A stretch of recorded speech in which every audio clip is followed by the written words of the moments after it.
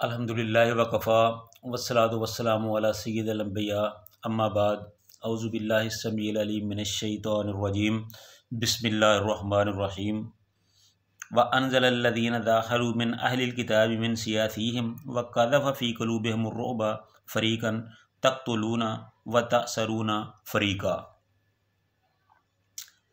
सदक़ल्लाहुल अज़ीम। जैसा कि हम इससे पहले ग़ज़वा अहज़ाब के हवाले से गुफ्तगू कर चुके हैं कि किस तरह लोग काफ़रों के लश्कर गिरोह मुसलमानों पर मदीने पर हमलावर हुए और वो जिस तरह ग़ैज़ो ग़ज़ब के साथ आए थे उसी ग़ैज़ो ग़ज़ब के साथ अल्लाह ताला ने उनको वापस नाकाम और नामुराद वापस लौटा दिया और जिस मकसद के लिए आए थे वो बिल्कुल नाकाम हो गया। जब रसूलुल्लाह सल्लल्लाहु अलैहि वसल्लम ने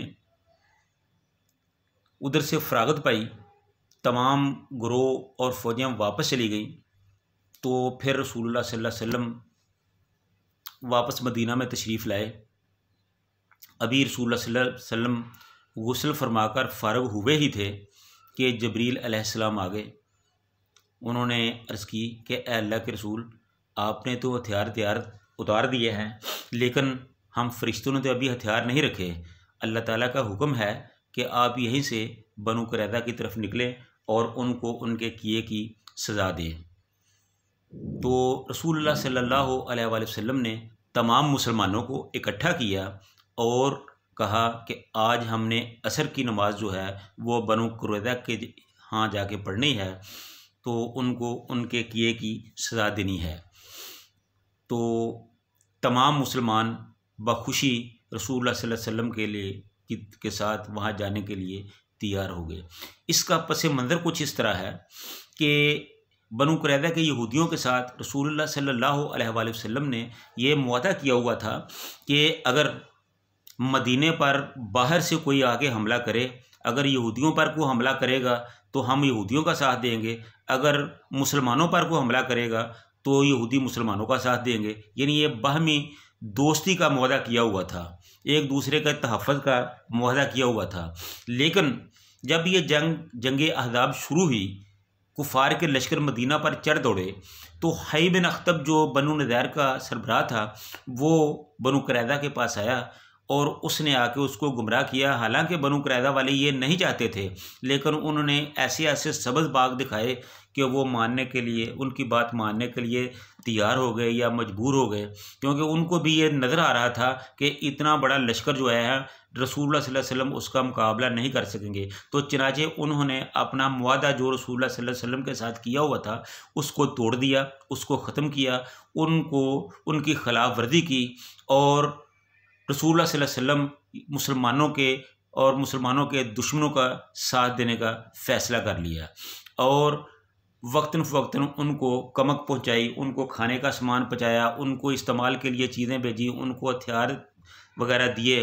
तो यहाँ तक कि बनु कुरैज़ा के भेजे हुए 20 ऊँट जो थे, जो साजो सामान, जंगी साजो सामान लेकर कुफ़ार के लिए जा रहे थे, उनको भी मुसलमानों ने पकड़ लिया।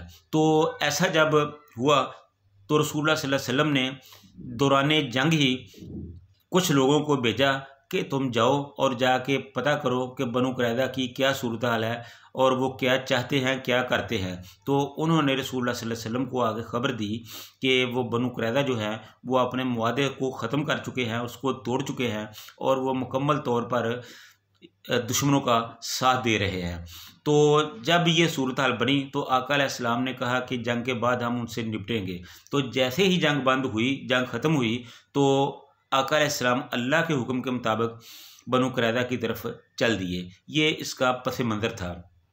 तो जब रसूलुल्लाह सल्लल्लाहु अलैहि वसल्लम बनु कुरैज़ा की तरफ निकले तो बनु कुरैज़ा ने अपने आप को किला बंद कर लिया, अपने किलों में महफूज हो गए और मुसलमानों पर तीरंदाजी शुरू कर दी।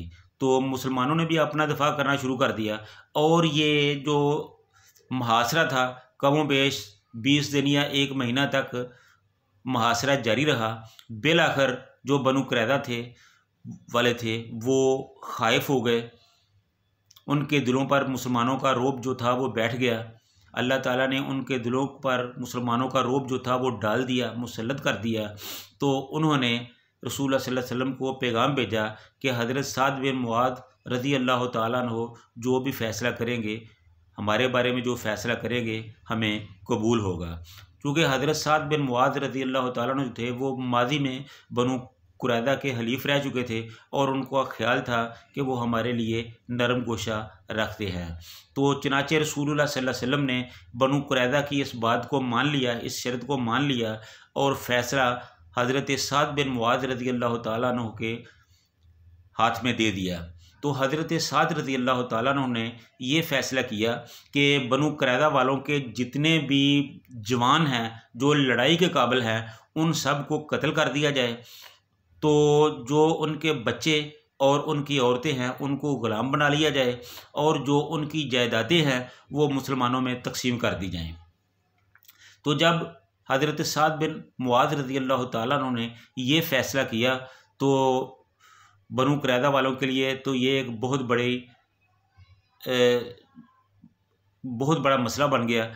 उनको तो ये तवक्को ही नहीं थी कि हज़रत साद रज़ी अल्लाह ताला उनके बारे में ये फ़ैसला करेंगे, लेकिन अल्लाह के रसूल सल्लल्लाहु अलैहि वसल्लम ने फरमाया कि साद ने जो फ़ैसला किया है आसमानों पर अल्लाह का फ़ैसला भी यही है।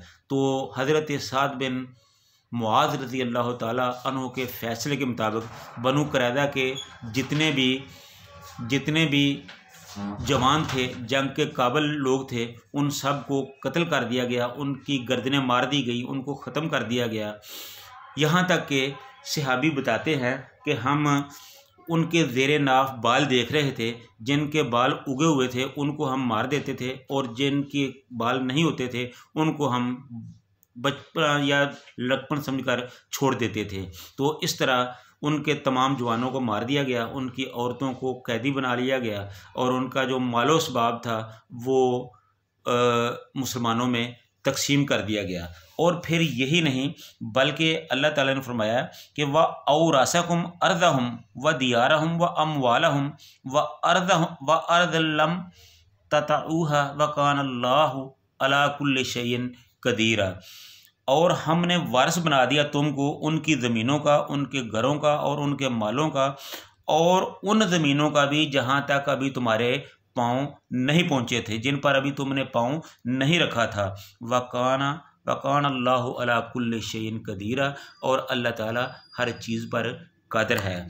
तो ये अल्लाह ताला ने इस आयत में बताया कि बनु कुरैदा के उनकी ज़मीनों का तुमको वारिस बना दिया, उनके घरों का भी तुमको वारिस बना दिया और उनके मालों का भी तुमको, यानी कि उनकी ज़मीनें, उनके घर, उनके अमवाल वो सब मुसलमानों में तकसीम कर दिए गए। और आगे फरमाया कि वह अर्दलम तताऊहा, और वो ज़मीनें भी, उन ज़मीनों का भी तुमको वारिस बना दिया गया जिन पर अभी तुम्हारे पाँव नहीं पहुँचे थे।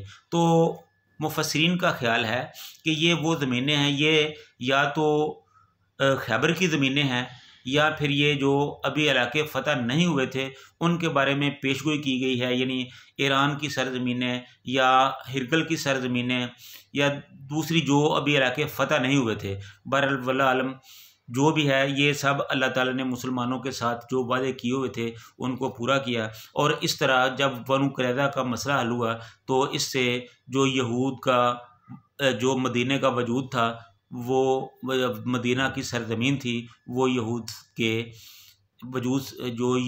वजूद से पाक कर दी गई, साफ़ कर दी गई। यहूदियों को पहले बनु कैनुका को वहाँ से निकाला गया, फिर बनु नज़ीर को वहाँ से निकाला गया और अब आखिरी कबीला जो था वो बनु कुरैदा का था, फिर उनको निकाला गया। अगर आप देखें तो इसके जो ज़िम्मेदार हैं वो ख़ुद यहूदी हैं। बनु कैनुका वालों को भी अल्लाह ताला के रसूल सल्लल्लाहु अलैहि वसल्लम ने ये पेशकश की थी कि आप यहीं रहें, हमारे हलीफ बन जाएं तो हम मिलजुल के रहते हैं, लेकिन उनकी भी ज़हनी खबासत ने उनको कहीं का ना छोड़ा। उन्होंने रसूलुल्लाह सल्लल्लाहु अलैहि वसल्लम के ख़िलाफ़ साजिशें की, तो वो अपनी साजिशों के नतीजे में उनको अपना घर बार और वतन छोड़ना पड़ा।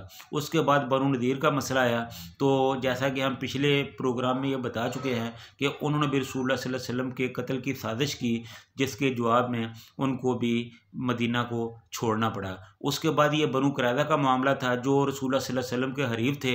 इन्होंने भी रसूलुल्लाह सल्लल्लाहु अलैहि वसल्लम के साथ बदअहदी की और मुसलमानों का साथ देने के बजाय कुफ़ार का साथ दिया, और मुआहदे की खिलाफ वर्जी की वजह से उनको भी इस भयानक अंजाम से दो चार होना पड़ा।